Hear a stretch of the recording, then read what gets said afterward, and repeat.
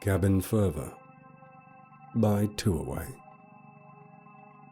The cabin in the woods has been abandoned for years, but one night, a candle burned in the window. In the dead of night, it served as a beacon for the desperate father and daughter. Lost and terrified, a malevolent creature pursued them.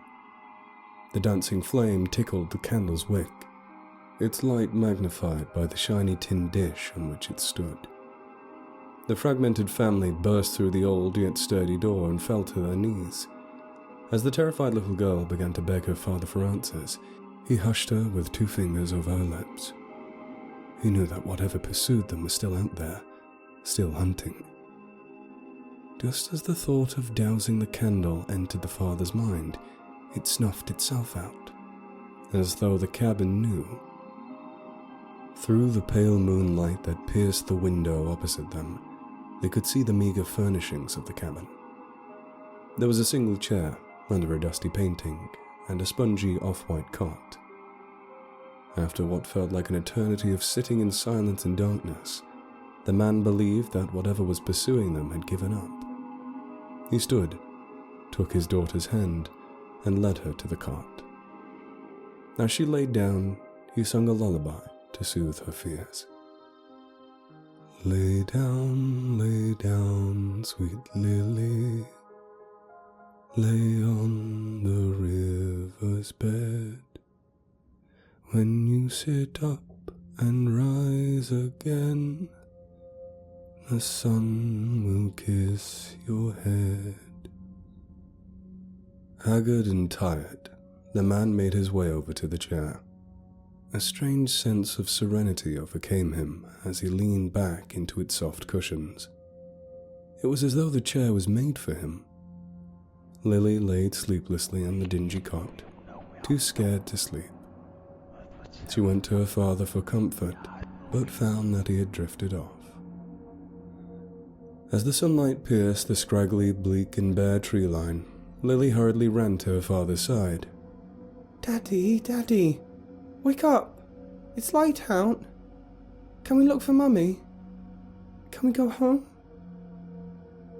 As he was roused to consciousness, the man looked to the patch of sunlight on the floor. Straining against the overwhelming exhaustion he felt, he peeled himself from the seat. He gazed out the window for many minutes, barely able to brace himself upright on the sill. "Let me rest for a short while longer," he said, preparing himself to lie. "We'll search for your mother when I regain my strength." Deep down, he knew that his beautiful wife was gone. His daughter had not seen what became of her, and seen what he had. The mental image of her losing her footing, before whatever hunted them descended upon her, overcame him. And yet, as he sat back down in the plushy embrace of the chair, he felt strangely at peace with his loss. Many hours had passed as Lily's father slept deeply. Looking around the cabin, anxious and scared, the little girl's thoughts were disrupted by hunger. How long had it been since she had last eaten? Suddenly a movement caught her eye. The painting over her sleeping father seemed to twitch. As she peered closer at it, she noticed that the painting was of a small house, remarkably similar looking to the cabin they were in. As she stared into the picture, it began to distort. The upper windows began to open slowly, as though they were eyes prying themselves from slumber. The porch began to twist and curve into a grin. Daddy, wake up! The painting's moving! The father fought hard to open his eyes and turned his head to face the painting. He saw nothing but a happy-looking house on a hill. "Sweetie, it's okay. It's your imagination. Just let me rest. Please don't leave the cabin." For the next few hours, Lily sat against the wall opposite the painting. She had stared hard into its sly and knowing smile, but it moved no more. She turned her attention away from the painting and saw the sun beginning to set. The curiosity she once held for the picture above her father became overshadowed by her fear. With the darkness growing, maybe the thing would come back. The sun had fully set, but the cabin was strangely illuminated. Turning towards the window, Lily noticed the flickering candle. Did I light that? She thought to herself. It could not have been her father, as he was still asleep. Then she heard it, a tapping at the window. She fought to ignore it, but its constant pattern told her it was not just a tree branch beckoned by the wind. As she approached the window, the young girl's heart skipped a beat. "Come play outside, sweetie." The familiar and gentle voice called from the darkness. The pristine and clear face of her mother stared back at her. "Daddy! Daddy! Mum's back!" she exclaimed as she raced to the door. Fighting a desperate battle for consciousness, the father locked eyes with the being outside the window. He knew it was not his wife, not the mother of his child. Something was playing with them, trying to lure his daughter out. "Don't go out, not your mother," he managed to gasp out before falling back into the throes of slumber. Lily stopped after hearing her father's words. She stared at the latch on the door for a few moments before walking back to the window. "Come outside, honey. We'll go home together and eat some supper," the woman outside softly cooed. Lily stared at the woman. She was far too clean for someone who had spent so much time lost in the woods. Too calm for someone who had been chased by a monster not one night prior. "You're not my mama." The pleasant smile of the woman outside began to dissolve, transforming into a sinister scowl. It looked as though her face was melting into a mixture of anger and desire. The woman slinked back into the darkness, disappearing into a thicket of trees. The girl ran to her father's side, grasped his arm, and began to weep. The candle's flame extinguished itself once more. The girl snapped into consciousness many hours later, woken by the eerie feeling that she was being watched. It was still dark, almost pitch black in the cabin. She was surprised that she managed to fall asleep, but she was worn out and exhausted. In the subtle illuminating flickers of the moonlight, seeping through breaks in the clouds, she could see the layout of the cabin. Feeling her way around, she reached where the door was, or where it should have been. It was as though the cabin had shifted its layout. As her heart sank, she desperately began to feel her way around the walls of the cabin, gradually increasing her pace. Her calls were cut short, and she bumped into something soft and spongy. The familiar scent of copper and dirt filled her nostrils. She fell to the floor, desperately trying to see what it was. Her eyes scanned the cabin through the darkness. As clouds cleared and moonlight bathed the room, she saw the outline of a dingy off-white humanoid figure. Furtively, it dashed across the room, the metal on metal of the latch clapping open, and the door swinging ajar could be heard as the gangly creature scampered off into the night. A chill filled the cabin. The young girl scrambled to her feet and slammed the door shut. She fell to her knees where the soft cot once stood, began to crawl about the room, feeling around for her father, or the chair that seemed to have become his prison. Eventually she found it, and curled up desperately next to his legs, terrified and alone.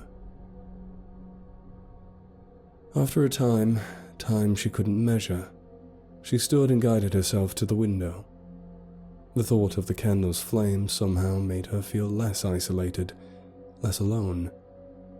Her father was little more than furniture now, melted into the chair. On the sill, next to the tin dish that held the candle, she felt a small box of matches. She struck one into a flame and raised her gaze to the candle in the window before screaming and dropping the match. Suddenly the candle had burst into flame, revealing what had startled her. Once again, her mother's face leered obsessively through the glass. "I miss you," the face lovingly hissed. "Daddy! Daddy!" Lily cried. She turned to face him in the flickering light of the candle. His eyes were wide open, staring in horror at the window. She ran to him and held him. The voice sang from the window. Come out, sweet Lily. Lay on the forest floor. The bad dreams that you've had so far will bother you no more." Lily, tears in her eyes, stood in front of the window. The candle gave her a sense that there was a buffer between her and whoever or whatever the creature out there was. "Please leave us alone. You're not my mama. I want to go home." The woman gave Lily a somber gaze. "Why are you doing this to your mother? I'm trying to help you. That man is not your father." Lily froze. She turned around to meet her father's gaze. The only indication he was conscious, let alone alive, were his wide, fearful eyes. She walked over to him and laid her hand on top of his. Desperately, she tried to lift it, to hold it, but she couldn't pry it from the armrest. She stared down to see the stitching of the chair had begun to weave itself into her father's flesh. Slowly, he and the chair were becoming one. As she looked upon her entombed former guardian with tears in her eyes, the candle flickered and squelched itself back into darkness. Furtively, she worked to release her father. In the hollow white light of the moon, Lily found it difficult to see what she was doing. She'd removed her hairpin and tried to use that to pick up the threads that fastened him to the chair. Just as she thought she was making progress, she realized the area she had previously pried free had an even thicker layer of fabric than before. She began to weep. How long had she been trying to free him? How long ago did this start? She had no idea. She stood for a few moments, pin in one hand, clump of thick, leathery fabric in the other, tears streaming down her face. She began to forget what it was like to not be living in fear, to not be struggling alone. She so desperately needed someone to hold her.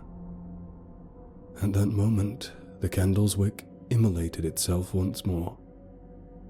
A new horror crept over Lily as she saw the results of her efforts to free her father. A large strip of skin had been torn from the underside of his forearm. Lily looked at his eyes. They were tightly closed, but tears leaked from them. She dropped the patch of fabric, seeing the chunk of flesh in the dancing candlelight. She grew sick. And then a familiar voice called from the window. Hold me, sweet Lily.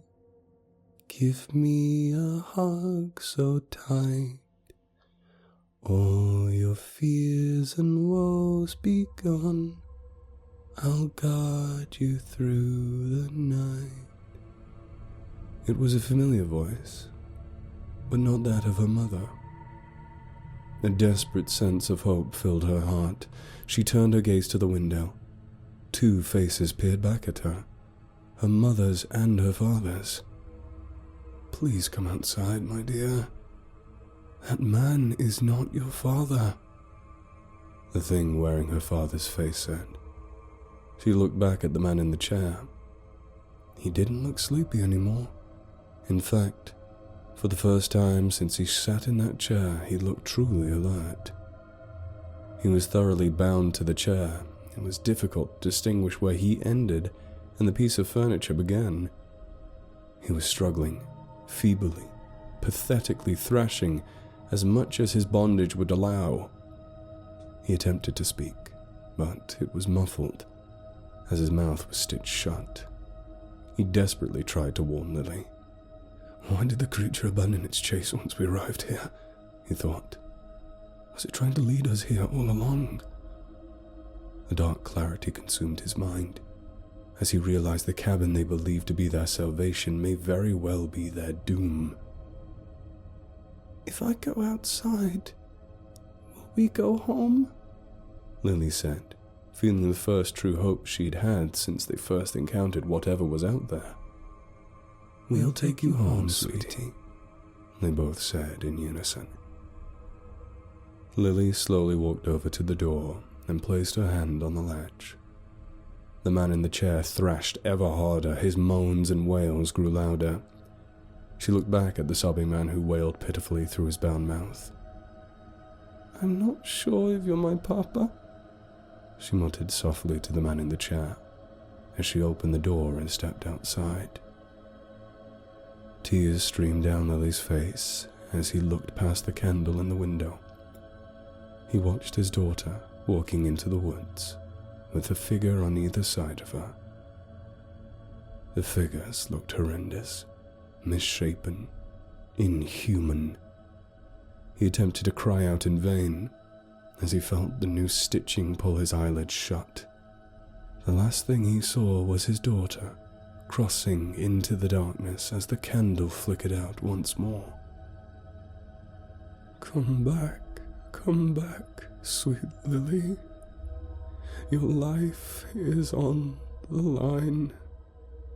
The creatures that led you astray will surely on you dine.